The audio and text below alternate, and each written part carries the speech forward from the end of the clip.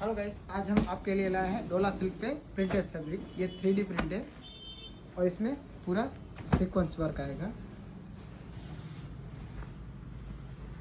ये पूरा अंदर बारीक से सीक्वेंस वर्क किया गया है और ये पूरा 3D प्रिंटेड आएगा। इसमें 3 कलर है, light pink, light golden set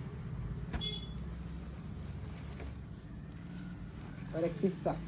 ये 3 कलर अवेलेबल। इसमें से आप कुछ भी बना सकते हैं, ब्लाउज, कुर्ती और जेंट्स की जैकेट, कुर्ता, कुछ भी बनता है।